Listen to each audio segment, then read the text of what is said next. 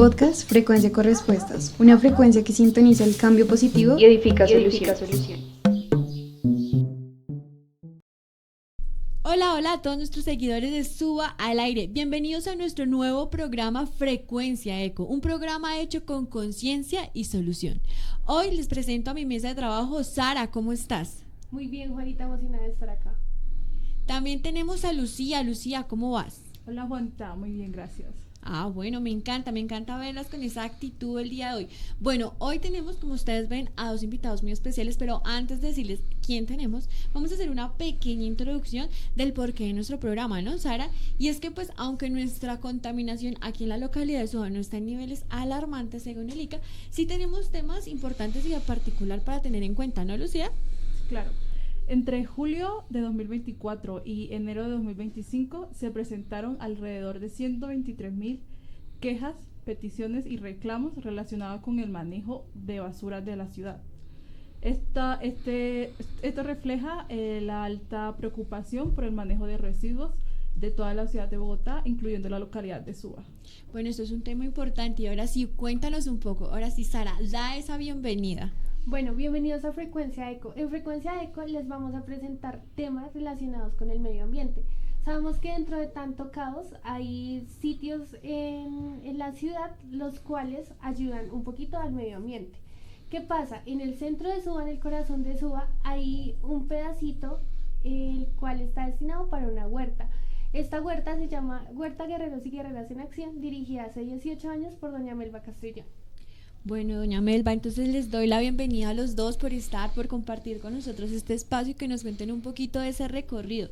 Cuéntenos un poco cómo nació ese amor por la tierra que los impulsó a llevar a cabo la huerta, a decir, bueno, vamos a hacer algo por el medio ambiente, por nuestra localidad, por nuestro barrio. Sí, muy buenas tardes a todas y a todos. Mi nombre es Melba Castrillón, soy la coordinadora de la Huerta Guerreras y Guerreros Unidos en Acción. Nuestro lema es cultivos con amor para una sana alimentación. La huerta la iniciamos en el 2004, pero lo que pasa es que ese amor nació porque soy desplazada del Huila desde el 95 y uno llega con esa nostalgia de haber dejado su tierra y todo lo que uno hace en el campo, y la verdad desde ahí uno llega con esa nostalgia y busca oportunidades de poder continuar con lo que uno, no con todo, pero al menos con algo de lo que uno hacía allá en el campo. De ahí fue que iniciamos cuando llegamos a Fontanar del Río, donde se iba a iniciar un proyecto de vivienda, y alrededor de la casona que había de la hacienda empezamos a sembrar, porque uno dice, aquí hay tierra, empecemos a hacer algo de lo que hacíamos en el campo. Fue así como empezamos a sembrar, y si nosotros amamos la tierra vamos a tener una buena alimentación, y si nosotros mismos cultivamos sin químicos y con agua limpia, que eso ayuda a la salud, y para nosotros la agricultura urbana es vida, es salud, es tejido social, es seguridad alimentaria, es ayudar a la economía de las familias, y en nuestra huerta tenemos 18 familias. Genial, es muy conmovedor.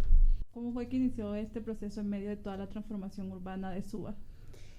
Bueno, cuando hicieron Fontanar del Río iban a hacer 1,000 viviendas.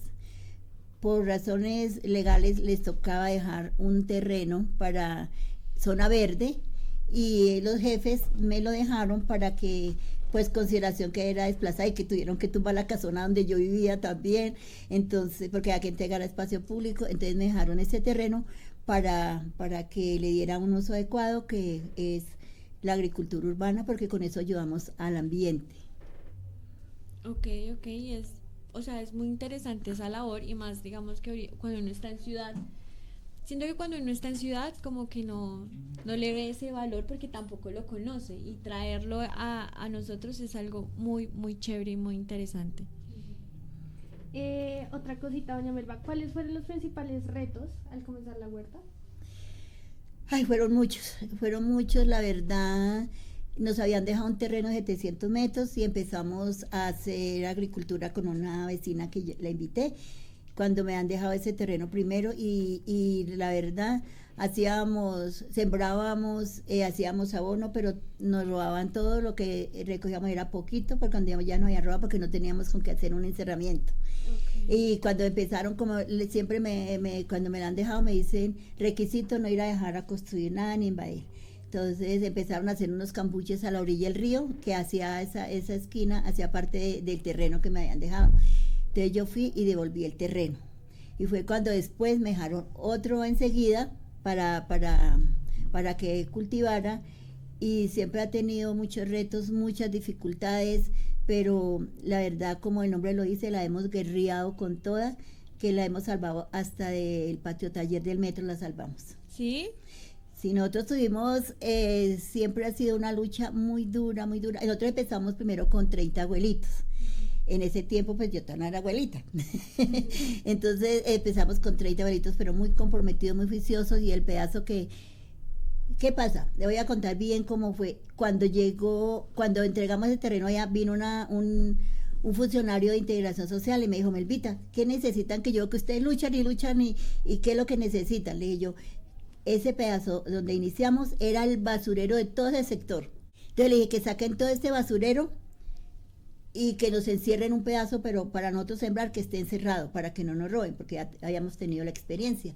Y fue como él contactó a Idipron, y Idipron sacaron las volquetadas de basura.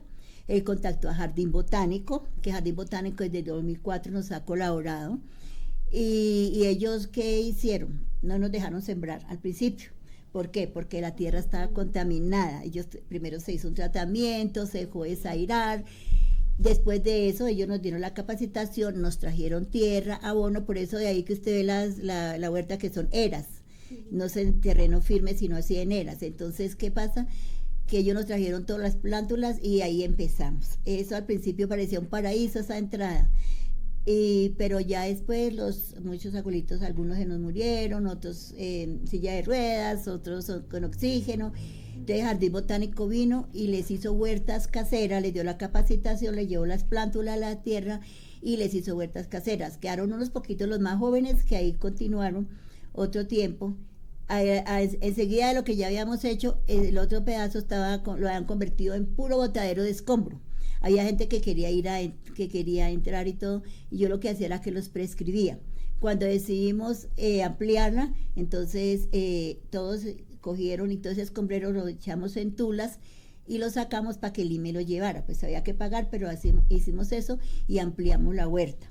Okay. Entonces, eso ha sido, digamos, un proceso duro, y ahorita, pues en el momento vemos 18 integrantes, pero ahí, ¿qué pasa? Que cada integrante firma un acta, cuando entra, firma un acta con un compromiso, porque el terreno no se le da a nadie, es un derecho a cultivar. Entonces, el compromiso es que no debe dejar abandonar la era durante 3-4 meses, no dejar perder producción ni nada. Primero el consumo familiar y luego los que tienen varias eras las pueden vender.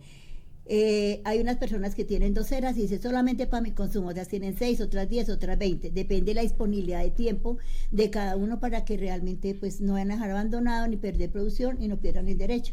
Y la verdad, pues la gente es muy comprometida, muy juiciosa, porque les da temor perder el derecho, y la verdad esto para todos es una bendición, porque tenemos los productos y sin químicos, sanos. Entonces eso es algo que hay que valorar, porque hay tantas enfermedades que usted oye cada rato un nombre raro de una enfermedad, y es por tantos químicos, tanta contaminación. Eso es algo muy, muy como para tener en cuenta, porque uno siempre piensa que todos los cultivos del campo pues es en el campo, ¿sí? Y que hacer algo así como tan natural es complejo. Pero yo quiero que nos cuentes un poco la experiencia tuya, en qué momento entraste, en qué momento te enamoraste de este proyecto tan bonito. Muchas gracias. Bueno, yo soy Jorge Parra y soy el representante legal de la Asociación de Seleccionadores Inteligentes. Esto nació en pandemia, y fue donde comenzamos a enseñarle a las familias una adecuada separación y manejo de los residuos sólidos. Entonces, estando esto es en propiedad horizontal en el superlote 9 de la ciudad de La Cafam, arrancamos y sensibilizamos obviamente por qué se tiene que hacer y cómo lo vamos a hacer. Implementamos el proceso en el superlote 9 de la ciudad de La Cafam, y obviamente salen los residuos orgánicos. Cuando salen los residuos orgánicos, es importante darles su destinación final, y esa destinación final buscamos dónde llevarlos y compostarlos, y ahí fue donde nos encontramos con la señora Melba y comenzamos a hacer esta alianza que ha funcionado maravillosamente. Claro, ¿por qué se enamora uno de esto? Realmente, bueno, yo soy del campo, nacido, criado en el campo, igual, enamorado. Una de mis sueños, de mis carreras que pensaba en mi proyecto de vida era hacer agronomía o algo relacionado con la tierra. De hecho me encanta, fue mis primeras labores que aprendí a hacer, y vivo enamorado de esto y del medio ambiente. Y ahora con todo esto que acaba de decir la niña aquí, de la problemática que hay en el manejo de residuos inadecuado, cómo hacer eso realmente es lo que estamos impactando. Y nosotros ya tenemos unos buenos volúmenes de material recuperado. En los 4 años hemos dejado ya enviar 30 toneladas de residuos orgánicos a los rellenos sanitarios y los hemos convertido en compost, y hemos alimentado las huertas. Tenemos huerta comunitaria también dentro del conjunto residencial, hacemos compost dentro del conjunto residencial. Es decir, el manejo a los residuos es un modelo que hoy tenemos estructurado, un proyecto de bioeconomía circular regenerativa para todo en el enfoque de la protección de los ecosistemas. Yo siento que uno tiene las ganas de querer hacer las cosas, ¿sí? De querer que reciclar de una manera adecuada, de que utilizar los residuos de una manera adecuada, pero a veces no tiene ese conocimiento. ¿Cuáles serían esas técnicas sostenibles que ustedes pues les comparten y que ustedes hacen normalmente en la huerta para que pues también nuestros seguidores que nos están escuchando las implementen y también se vayan y se acerquen un poquito y conozcan el proceso? La huerta es aula ambiental. Hace parte de la ruta agroecológica turística, donde siempre se dan capacitaciones, incluso con el SENA, con Jardín Botánico, con varias entidades que tienen que ver con ambiente, agricultura y todo, y se dan capacitaciones, aprendemos a hacer muchos transformados con los mismos productos de la huerta, presentamos como pues incluso de otros países han venido, solo hacen un turismo, dicen, ay, ¿dónde la huerta que hacen buñuelos con lechuga? Y llegan ahí, buñuelos con lechuga, bueno, batidos verdes con esto y esos productos, ay, queremos. Entonces, ¿qué pasa? Que decir uno ve las mermeladas de frutas fácil, pero uno dice mermeladas de cebolla, mermeladas de brócoli, mermeladas de pimentón, entonces la persona mermeladas de esos productos y les causa curiosidad, pero eso hace parte de los transformados y de las capacitaciones que también se dan. Pues no solo la Huerta Guerrera, sino somos una red. En Suba hay 186 huertas, incluyendo huertas caseras, en espacio público, institucionales, comunitarias. Lo que pasa es que las que más sufrimos somos las comunitarias, porque las huertas las que más sufrimos, las grandes es por los servicios, por decir como el agua, la luz, sufrimos mucho. Pero entonces en el cambio climático que hubo tan fuerte, algunas huertas cerraron, las terminaron. Nosotros estuvimos en una lucha muy fuerte, que yo hice hasta videos y lo mandé, que le dan unas ganas de llorar, de ver cómo estaba la huerta con este problema, a pesar de que todas llevamos agua de la casa, pero como la huerta es grandecita, entonces no se daba abasto. Y la verdad también nosotros ayudamos mucho al ambiente, porque además de que se enseña, se motiva a hacer la separación de residuos, también nosotros hacemos dentro de la ruta con niños de colegios, de jardines, donde les decimos a ellos, traigan de las botellas, hagan materas, diseñen una matera y tráiganla. Nosotros les damos la tierra y la plántula, y a los niños les enseñamos a que se unten de tierrita, les enseñamos cómo se siembra una mata, cómo la pueden nutrir sin químicos, con productos de la misma casa, como dice el cuncho de café, la jugadura del arroz. Todo eso son cosas que se van aprendiendo y lo comparte uno con los niños, y ellos se llevan su mata para la casa y le decimos, motive a su mamita, a su mamita para que siembren en la casa, que es de la única manera que nosotros comemos alimentos realmente sanos. Juanita, mira, la respuesta a su pregunta es muy sencillo. Nosotros hicimos un sondeo, ¿qué tanto sabía la gente de separación en la fuente? Y el 80%, la respuesta fue, quiero hacerlo pero no sé cómo. Y eso creo que es la duda de todos, ¿no? ¿Cómo lo hago?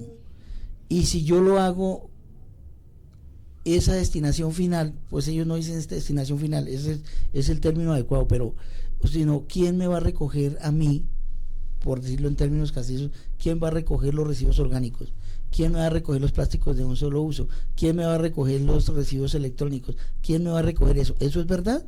Porque resulta que la capacitación general llega y dice separe en los 3 colores del código 1344 del 2019, la resolución, y ya, pero realmente una ruta de recolección de residuos orgánicos no la hay. Algunas asociaciones lo que recuperan, o el material que ellos recuperan, es únicamente lo que tiene valor en el mercado. Por eso, lastimosamente hay que decirlo, muchos de los recuperadores que encontramos en la calle, ellos rompen las bolsas, abren las bolsas, porque ni siquiera es que las rompen, y sacan algunos de los materiales que les sirven, que les genera ingreso, y lo demás lo dejan ahí. Las calles están inundadas, como lo decía antes esta niña, es de material plástico de un solo uso principalmente, porque no tiene un comercio, icopor y aluminio. Esos son los plásticos, son los materiales que más se demoran en biodegradarse, entre 4.000 y 5.000 años. Eso es demasiado tiempo, ¿cierto? Una bolsa plástica, dependiendo del tipo de plástico, la mínima que se demora son 100 años, y muchos otros. Una colilla de cigarrillos, eso es inmenso, tiene más de 7.000 químicos una colilla de cigarrillos, por ejemplo. Enseñarles todo eso a la gente y forma parte. Pero lo que voy es, yo lo decía en una intervención también, y es que si esto no se hace, la educación ambiental, el eje central de un programa de bioeconomía regenerativa y del cuidado de la vida, esto no funciona. ¿Y cómo lo hacemos? Con la educación ambiental. Y para que sea sostenible en el tiempo, tenemos que enseñarle a los niños. Por eso nosotros tenemos en el conjunto residencial una biblioteca con enfoque ambiental. Uno de los ejes es ambiental, obviamente uno en prevención SPA y otro cultural. Y en el enfoque ambiental pues está obviamente como el manejo y aprovechamiento de los residuos sólidos. Sí, es muy importante nosotros tener en cuenta que hace mucha falta realmente que se cree esa cultura ciudadana en todos, ¿sí? Porque pasa, si uno a las 6, 7 de la mañana, el día que pasa, está el reguero de basura en todas las esquinas y cantidad de gallinazos, porque también hay que crear el mecanismo de que las carnicerías sacan todas esas bolsas untadas de sangre, todos esos huesos, todo eso lo sacan dentro de la basura, y eso hace que más lleguen todos esos gallinazos. Entonces, de mirar cómo se crea esa cultura ciudadana y que haya un mecanismo de recolección de basura, de que no se forme esos montones de basura en las esquinas, sino, no sé, que pase más de seguido, que se cree algo para que toda esa basura no esté regada en el suelo, destapada ahí. Entonces, esas son cosas que es, digamos, como una integración de la cultura ciudadana y de las instituciones que les compete lo de la recolección y el aseo de todo este sector. ¿Qué productos o cómo se podría reciclar, por ejemplo, los productos que tú mencionabas que son dificilísimos de degradación, que es como el icopor, el plástico, digamos que uno los usa a veces y tal vez se abstiene de usarlos por lo mismo, porque uno sabe que tiene un tema de degradación, pero a veces por X o Y le toca usarlos? Ahí, ¿cómo podrían, no sé, eso sería un consejo para las personas que nos están viendo, utilizarlos con conciencia? Juanita, nuestro programa tiene un enfoque principalmente los orgánicos, ¿no? Para transformarlos en compost, para luego a base de ese compost es realmente una materia prima para sacar de ahí muchas otras cosas, ¿sí? El abono, nutrientes y eso. Los plásticos de un solo uso, con los plásticos de un solo uso pueden hacer varias cosas. Uno es que ya hay empresas que los recolectan, no generan por eso como no genera un ingreso, la comunidad no lo hace, pero nosotros por conciencia ambiental tenemos que hacerlo. Entonces, en nuestras capacitaciones decimos que es importante las 3 R's, ¿no? Entonces, reducir, comprar lo mínimo de productos con empaques de un solo uso, ¿no? Eso es el reducir. Reutilizar, cómo yo puedo en un envase utilizarlo varias veces con el mismo fin. Y reciclar. El término reciclar realmente es cuando ese material que se recupera lo llevamos a una separación, y en esa separación se extrae una materia prima que va a ser incluida, esa materia prima, en un reciclo industrial de nuevo. Allí sí ya hay el reciclo como tal. Entonces, resumiéndole, es muy importante que los plásticos de un solo uso, aunque no nos generen ingresos, los debemos recolectar, los debemos clasificar, y con ellos se pueden hacer, ya hay empresas que hacen algunos materiales, maderas plásticas, ¿no? Principalmente hay maderas plásticas. Nosotros tenemos con una empresa en Bosa, ya estamos haciendo unas cajas para las cajas de los servicios públicos del conjunto, por ejemplo.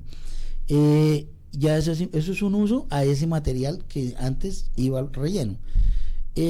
Con los plásticos que aún o que ya han sido utilizados o que se utilizó un material reciclado, como los vasos y todo, los podemos meterlos dentro de las botellas, y con esas botellas podemos hacer las famosas botellas de amor que conocemos comúnmente, ¿no? Obviamente los ingresamos lavaditos, bien secos, y así, y cuando tenemos una cantidad de botellas, podemos hacer una silla, por ejemplo. Nosotros hicimos una silla ahí. Entonces, así es como estamos aportando eso. Y con material recuperado se pueden hacer muchas manualidades que van a ser, incluso, o sea, son emprendimientos que tenemos ya en algunos de los programas del distrito. Wow. Don Jorge, tengo una pregunta. ¿Cómo fue el proceso de enseñanza? Porque ya menciona todo el proceso, pero al principio, ¿cómo lo recibió la comunidad? No, hay resistencia, hay reacción. La comunidad es muy escéptica a esto, porque muchas veces muchas veces hemos asistido a estos talleres, ¿no? Donde nos enseñan, pero no hay continuidad, no hay esa sostenibilidad en el tiempo, y eso es lo que hace que los procesos se caigan, ¿sí? Que no continúen. Entonces vienen, van y les dicen, de aquí deben separar en la bolsa blanca esto, en la bolsa verde esto y en la bolsa negra esto, pero salimos allá a la realidad y eso no pasa, no hay una ruta de recolección como lo hacía anteriormente, con los residuos orgánicos principalmente. Entonces la gente fue un poquito reacia. A la primera capacitación vinieron 10 personas, de 184 casas que somos, vinieron 10, a la segunda vinieron 20, y así poco a poco hasta que completamos, y nuestra asociación ha capacitado en este tema 510 familias, impactadas más de 2.000 personas. Y estamos recuperando 30 toneladas, ya hemos recuperado 30 toneladas de material para la economía circular, y llegando casi a las 30 toneladas de material orgánico que ha dejado irse a los rellenos sanitarios. Qué impresión, qué impresión. Es que siempre el tema medioambiental, como que uno dice, necesito conciencia, pero también falta dar el primer paso, ¿no? Pero bueno, se ha notado que han crecido un montón en el tema. Ya teniendo la huerta y ya habiendo escuchado lo que ustedes ya nos han dicho, ¿cómo ven la huerta dentro de 5 a 10 años?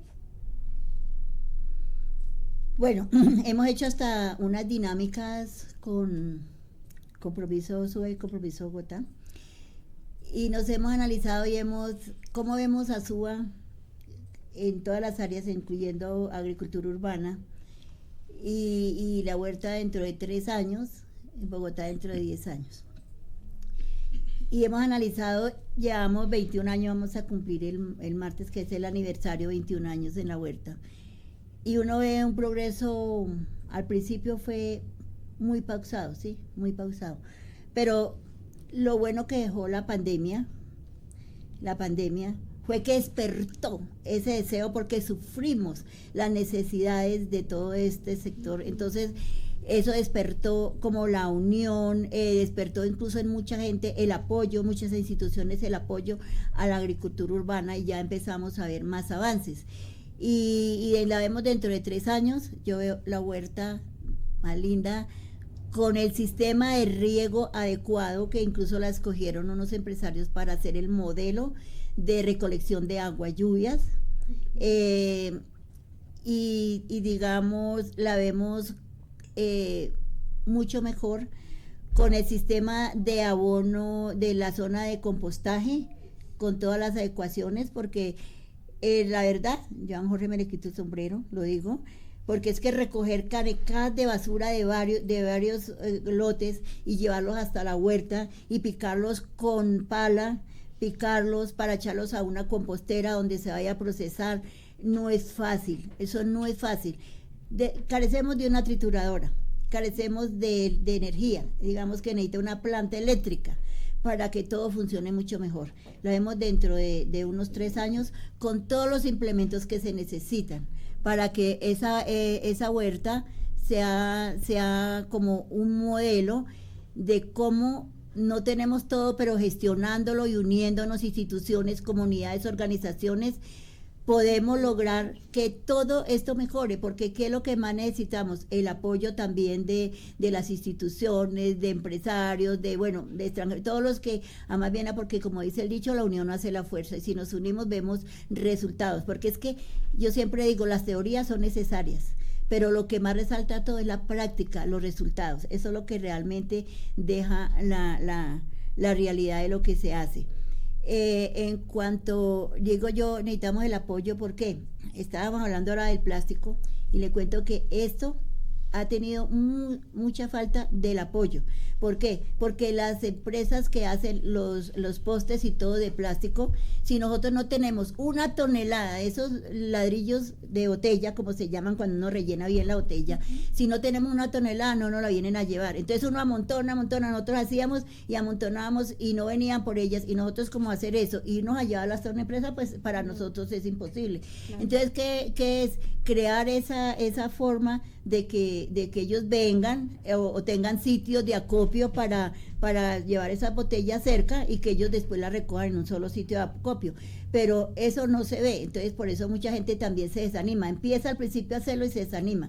Ahora que se formen empresas, digamos, de ese plástico, se hacen bolsos, se hacen pavas, se hacen muchas cosas que son manualidades que le ayudarían a muchas familias, pero entonces no se encuentra el apoyo para eso. Por eso la gente puede recibir y hace algo, pero si no se le ayuda una comercialización, no se le ayuda incluso con una semilla, una siembra, algo para que la gente no se ve resultados. Entonces sí se ve la necesidad del apoyo de la comunidad. Ahora, las basuras, yo le decía a algunas empresas, si ustedes cobran la basura, la recogen por peso, la gente se va a motivar. ¿Por qué? Porque sobre todo lo orgánico pesa más. Y si a mí me van a cobrar el servicio de aseo y de todo eso por peso, pues yo me esmero por hacer la separación, y lo que va a un chuba, a un sitio donde van a recoger la basura, no va a ser tanto y me va a minorar a mí. Eso también ayuda a la economía de las personas, porque eso sería, digamos, que minoraría lo que las personas nos toca pagar. Entonces todo eso sí miramos que hace falta como un análisis, una unión para hacer algo que real impacte, que den resultados, para que la gente también se cree esa cultura ciudadana, se socialice bien, que la gente se motive a hacer las cosas, pero también porque nosotros, si no nos tocan el bolsillo, a veces tampoco podemos una conciencia real de cultura ciudadana. Bueno, eso es un tema muy importante tener en cuenta, ¿no? Don Jorge. Bien, yo quiero participar de esa pregunta porque es que aquí hay una visión muy amplia de cómo se ve no solamente la huerta, sino la UPL y cómo se va a ver Bogotá en 5 años. Tuve el honor de tener un cupo en la COP16, la asociación. Este proyecto de bioeconomía regenerativa y del cuidado de la vida lo enviamos al Ministerio de Medio Ambiente y Desarrollo Sostenible solicitando un cupo en la COP y fue aceptado. Así que quien les habla, tuve una conferencia ambiental en la COP16 el 27 de octubre en el Banco de la República, sala de música, con todo adecuado, muy bien. Entonces, cuando esto les envío el link. ¿Qué pasó allí? ¿Cuál es el proyecto? ¿Qué nos llevó a la COP? Decir que la ciudad de la CAFAM tiene por objetivo en 5 años enviar 0 residuos a los rellenos sanitarios. Y para eso está la asociación implementando el modelo de economía regenerativo en Suba, que tiene por objeto la protección ecosistémica de todos los humedales, la biodiversidad, economía, porque podemos sacar, por ejemplo, aromáticas, entre ellas podemos sacar romero, por ejemplo, y podemos hacer extracción de aceite de romero, por hablaros de algunos de los productos que tenemos en mente, y ese se puede exportar. Las aromáticas también se pueden exportar.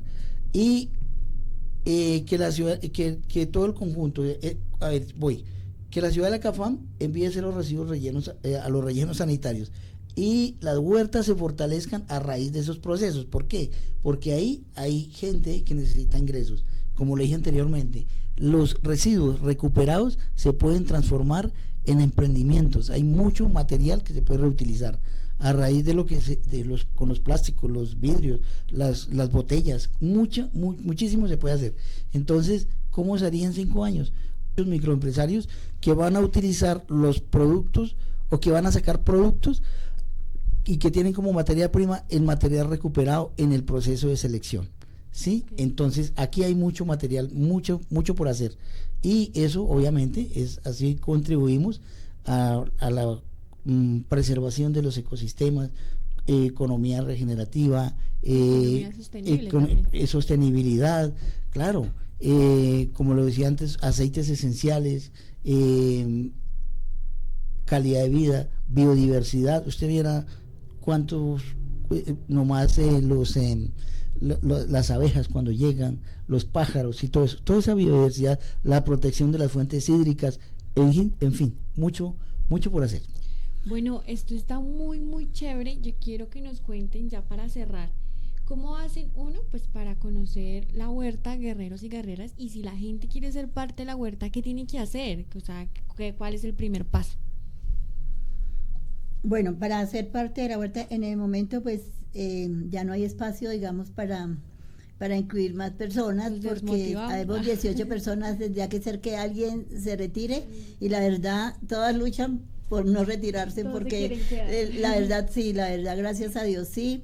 Y que para conocer la huerta, claro, hay rutas agroecológicas turísticas donde presentamos 4 planes con refrigerio, solo entrada a conocerla, o con refrigerio, con talleres, con historias. Entonces depende de la que sea, pero yo doy mi número de celular y me llaman y me dicen queremos esto y esto y esto, y cuadramos cómo desea la gente, de qué manera. Y además, si a mí me dan los contactos, yo coloco a las personas como clientes.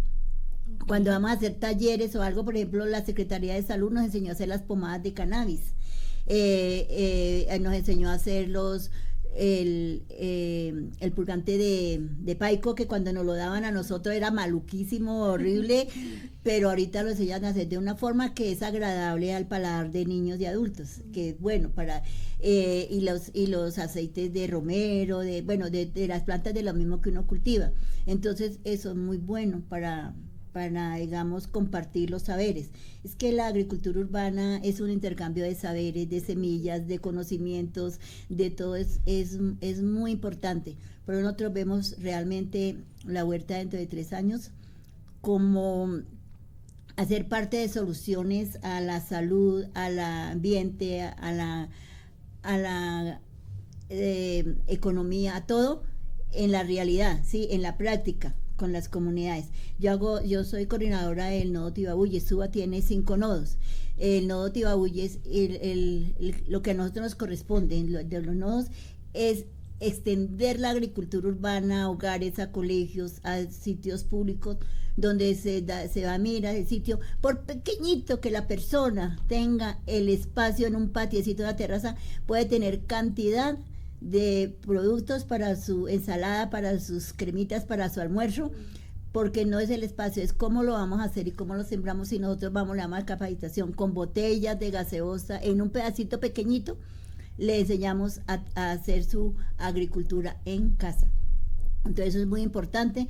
Yo les doy mi número de celular, mi número es 322-205-0959.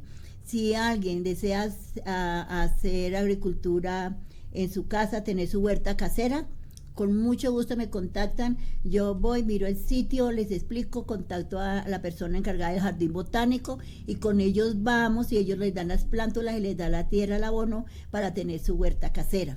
Y si desean conocer la experiencia de la huerta y todo, también me llaman y se puede organizar la ruta agroecológica turística, que vayan y visiten y ahí cuadramos con la persona cómo desea ir. Este a tener esa martes, doña experiencia. Melba, ¿ustedes tienen algo propuesto para este martes? Sí, están todos y todas cordialmente invitados el martes 29 de 9 de la mañana a 2 de la tarde. Tenemos el 21 aniversario de la huerta, cumplimos 21 años. Ahí nos vamos a unir, ahí se van a unir varias instituciones, la alcaldía. Estamos invitando a todas las personas que de una u otra manera nos han colaborado para darle las gracias, pero también a los que no conocen, que vengan y conozcan. Ese día también tienen la oportunidad porque tenemos dos horarios del recorrido. Entonces, y también ese día Cruz Verde con la Asociación de Arquitectos nos hizo un invernadero, porque en Suba la mayoría de los agricultores nos toca que ir hasta la Tadeo a conseguir plántulas, que es donde nos las garantizan orgánicas. Okay. Entonces, siempre es lejos para todos ir allá. Entonces ya nosotros vamos a empezar a hacer plantulación, que además que vamos a tener nosotros las plántulas, nos va a tocar ir por allá, también podemos venderle a otras huertas, a otros agricultores, Genial. garantizando que son orgánicas. Muy, muy bonita esta labor. Yo, allá para cerrar y para irnos, un mensaje que don Jorge quiera dejarle a todas las nuevas generaciones y antiguas generaciones. Bueno, yo diría que las antiguas es que nosotros, quienes ya tenemos cierta edad, fuimos parte de una destrucción que no teníamos conciencia. Con el dolor en el alma yo le digo a los niños que el charco donde yo me bañaba cuando era niño, ahora cuando yo vuelvo a mi pueblo y aunque llueva bastante, ya no corre agua. Que no sea que en 50 años el río Magdalena lo podamos atravesar a pie, y que entonces estos niños que hoy tienen de 8 a 10 años, que es la edad en que yo me bañaba en ese hermoso charco y ya no existe, le tengan que decir entonces a la generación de ese entonces, a sus hijos de aquí a allá, que el río Magdalena cuando ellos tenían 8 o 10 años era navegable. Entonces eso es un impacto muy duro, ¿no? Eso Claro. es una sensibilización bastante de eso. Y a los nuevos es que realmente tenemos que tomar esa conciencia ambiental, realmente tenemos que cuidar lo que nos queda, tenemos que preocuparnos por la tierra. No se va a acabar, la tierra continúa. De pronto los que nos acabamos somos los seres humanos porque no supimos aprovecharla. La tierra sigue un ciclo y llegará otra especie y la habitará, pero ella no se acaba. Eso que se acaba en la tierra es mentira. Lo que cambia es la especie que la habita de pronto. Entonces cuidado con eso, porque recordemos que la Agenda 2030 dice que es probable que lleguemos a un punto de no retorno. Sí. Y ese punto de no retorno, yo le digo a los niños, es como cuando uno va en un avión, los que hemos tenido la oportunidad de viajar, que el piloto le diga, señores, estamos en peligro, y que cuando diga el piloto que ya no hay nada que hacer, es el punto de no retorno, o sea, nos fuimos de picada. Bueno, es un mensaje muy profundo de conciencia realmente para que ustedes empiecen a cambiar algunas rutinas, a cuidar el agua. Creo que el tema también del racionamiento de agua nos dejó una enseñanza, y es el agua. Sin agua pues no somos nada, ¿no? Y la necesitamos para todo. Igualmente estas nuevas acciones que se están haciendo, que realmente, como ustedes ven, ya van 20 años haciendo toda esta labor tan bonita, que tal vez ustedes no conozcan, pero también pueden llegar a hacerlo desde sus hogares, porque uno tiene que partir del ejemplo desde uno mismo. Esto es nuestro primer capítulo de Frecuencia Eco. Están súper pendientes de nuestros programas. Vamos a estar todos los domingos a las 5 de la tarde para que nos escuchen, para que conozcan qué alternativas hay, para que ustedes tengan conciencia y empiecen a cambiar su diario vivir. Es todo por hoy y chao, chao.